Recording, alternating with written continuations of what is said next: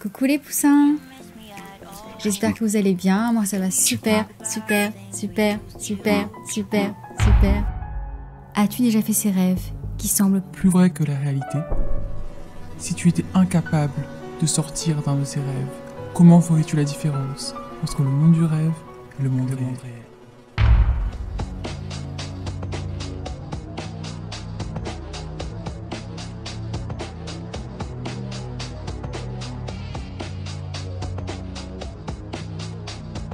Vous avez sans doute vu ou au moins entendu parler du film Matrix, où les êtres humains vivent en fait dans une simulation contrôlée par des robots qui ont pris le contrôle de la Terre depuis on ne sait pas combien de temps. Et c'est vrai que lorsque j'ai vu ce film, j'étais encore une ado, et ça m'avait fait quand même un peu peur, parce que je me suis dit, et si c'était pas juste un film, si c'était en fait la réalité?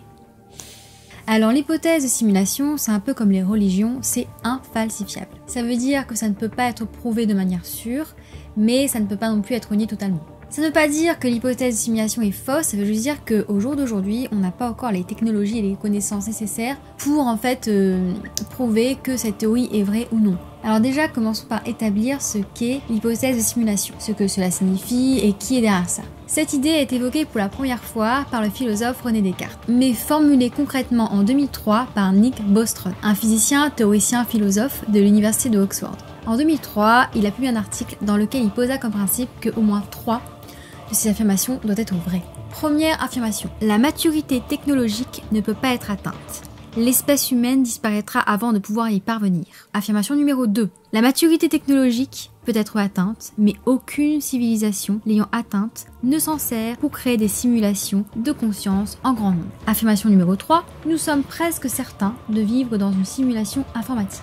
En d'autres termes, si on prend en compte la vitesse d'évolution des ordinateurs, bon évidemment il faut qu'on ait survécu, il faut que l'espèce humaine n'ait pas disparu, on pourra un jour créer des simulations d'ordinateurs, voilà, qui serviront par exemple à recréer d'anciennes civilisations, pouvoir les observer, enfin comprendre un peu mieux comment on a évolué. Et ces simulations seront indiscernables de la réalité, on ne pourra pas discerner la différence quoi. La question est, le ferions-nous ou pas?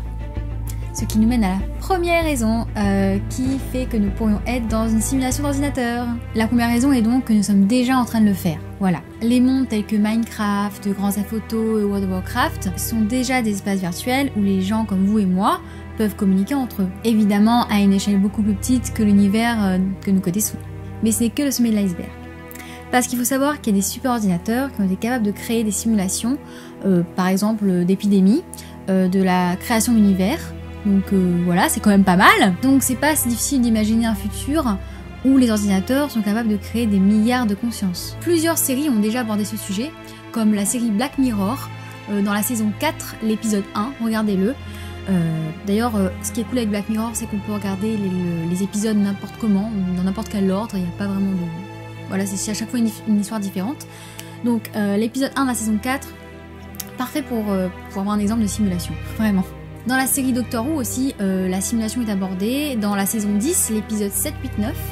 Alors là, il y a carrément une histoire autour de ça et c'est vraiment passionnant et aussi flippant d'ailleurs. Et on peut se dire que les personnes qui sont derrière la simulation font ça pour, par exemple, essayer de mieux comprendre leurs ancêtres ou parce qu'ils ont atteint un moment fatidique de leur époque ou tout a capoté, ils veulent comprendre pourquoi c'est arrivé quoi. Deuxième raison qui ferait que nous pourrions être dans une simulation d'ordinateur.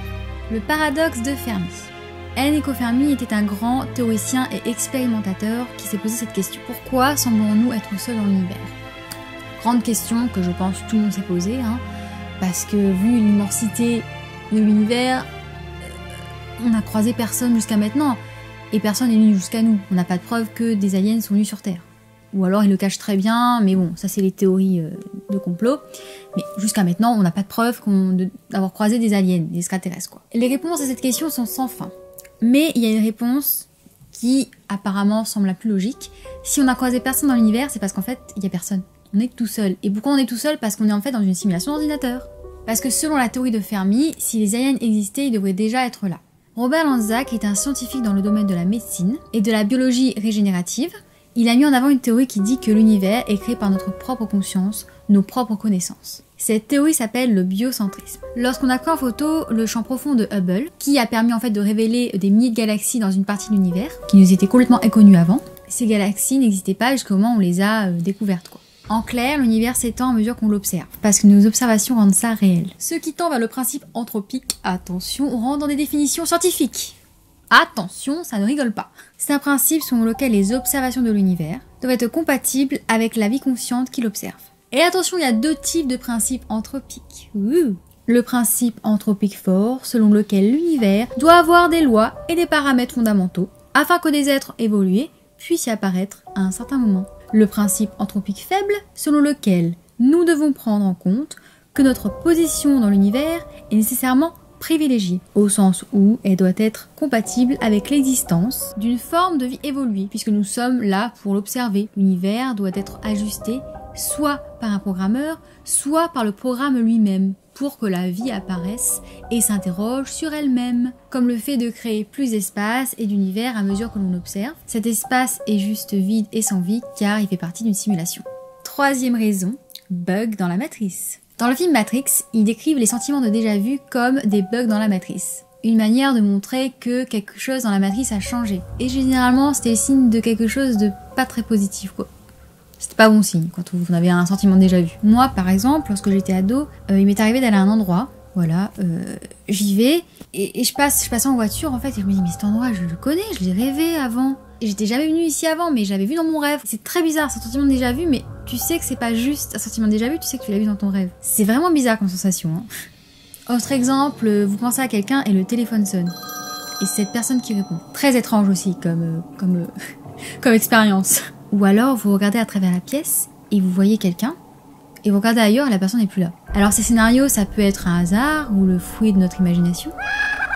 Mais si ce n'était pas ça, si c'était autre chose. Les phénomènes paranormaux ont été reportés depuis le commencement de l'histoire. Et ces phénomènes, on les a mis sur le compte des fantômes, des anges, des démons, des trous de verre vers d'autres dimensions, les extraterrestres, enfin il y a plein de choses. Mais si en réalité, ces phénomènes paranormaux étaient des bugs comme on peut le voir dans les jeux vidéo. Et il y a beaucoup de discussions autour de ce sujet sur le forum Reddit, je vous le mets là, où les gens en fait parlent de leur expérience paranormale, un peu bizarre, et il y a vraiment des histoires fascinantes. Première histoire, il y a une personne qui raconte que quand elle dort, ça arrive aux membres de sa famille de la voir dans d'autres pièces de la maison, alors qu'elle est en train de dormir. Très très chelou. Deuxième histoire, quelqu'un d'autre raconte que depuis des années il fait le même rêve, souvent qui revient, et un jour il va à une soirée, voilà, où ils sont dans une maison, et cette maison est remplie de peintures, il y a des peintures partout au mur, enfin voilà, et il s'avère que les peintures décrivaient exactement le rêve qu'il faisait depuis des années. Wouh, c'est sympathique. Ça doit être très très flippant comme expérience, quoi, se dire mais attendez, les tableaux racontent mon rêve en fait. Comment se fait-il ? Comment est-ce possible ? Croyez-le ou pas à ces histoires, moi personnellement je pense que tant qu'on l'a pas vécu, on peut pas se mettre à la place de ces personnes et ça va pas être marrant de vivre ça, je pense. 4e raison qui font que nous serions dans une simulation d'ordinateur. La théorie de l'infiniment grand et la théorie de l'infiniment petit ne se complètent pas. Alors je ne vais pas rentrer dans des détails parce que je n'ai pas de diplôme scientifique, hein, j'ai juste fait des recherches, voilà.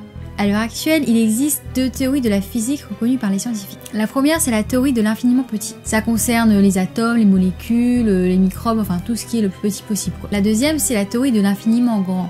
Donc ça concerne les étoiles, les trous noirs, la galaxie, donc tout ce qui est le plus immense. Et le problème, c'est que jusqu'à maintenant, aucun scientifique n'a réussi à fusionner ces 2 théories. Parce que normalement, ces 2 théories devraient être compatibles et ne former qu'une seule théorie qui expliquerait l'ensemble de la physique. Et une des raisons qui expliquerait pourquoi ces 2 théories ne sont pas compatibles, c'est parce qu'en fait, ce sont 2 programmes différents, indépendants, ils ne fonctionnent pas du tout pareil. C'est comme si les créateurs de l'univers avaient pris un raccourci pour définir les règles de leur système. En fait, c'est un peu comme les illusions d'optique, notre cerveau prend des raccourcis pour expliquer des choses qui ne sont pas réelles ou qu'il n'arrive pas à comprendre. Ce qui nous mène maintenant à la 5e et dernière raison. Alors les amis, là on arrive à un moment qui devient vraiment très flippant. Le physicien James Gates, qui a quand même été conseiller scientifique auprès du président Obama, ce n'est pas rien quand même les amis, ce n'est pas n'importe qui. Ce mec-là a donc découvert un code informatique artificiel dans les équations de la théorie des supercordes. Plus précisément, c'est un type de code qu'on peut retrouver dans le moteur de recherche de nos ordinateurs. Voilà. Si ce qu'il dit est vrai, ça voudrait dire que notre univers a été formé grâce à des codes informatiques, les mêmes qu'on utilise pour nos propres programmes. C'est pas du tout flippant, voilà. Ça se trouve, on est comme les Sims, il y a des gens qui s'amusent avec nous, ou on nous observe et on se dit alors, s'il lui arrive ça, comment il va réagir ? On s'amuse avec notre destin. Yeah, c'est la fête. Il y a d'ailleurs sur Netflix une série qui est méga intéressante, ça s'appelle The Code, ou Le Code. C'est une série avec chaque épisode en fait, il y a des preuves irréfutables sur le fait que tout fonctionne grâce à des codes. Tout. Et c'est vrai que lorsqu'on regarde cette série, on se dit que, simulation ou pas, on est programmé à l'avance, ça y a pas de souci. Bref, voilà, cette vidéo est terminée, j'espère qu'elle vous aura plu. Moi en tout cas ça m'a fait plaisir de parler de ce sujet, voilà, qui me passionne énormément. Alors il faut savoir que tout ce que j'ai dit, il faut pas le prendre pour argent comptant. Ce sont juste des théories qui ont été énoncées par des scientifiques renommés, mais on n'a encore aujourd'hui aucune preuve que ce soit vrai. Moi personnellement, je pense que c'est possible. Je pense que c'est possible qu'on soit dans une simulation. En plus, ça irait parfaitement avec ma théorie de la réincarnation, parce que voilà, on meurt, le programme nous recrée en quelqu'un d'autre. Pourquoi pas? Pourquoi pas? Enfin voilà, n'hésitez pas à mettre un j'aime si la vidéo vous a plu. N'oubliez pas aussi d'activer la petite cloche de notification pour ne pas rater mes vidéos. Tous les mois, j'organise un concours sur mon compte Instagram, les Chobits, donc n'hésitez pas à participer. La citation du jour est: le choix est une illusion créée entre ceux qui ont le pouvoir et ceux qui ne l'ont pas. Au revoir les poussins!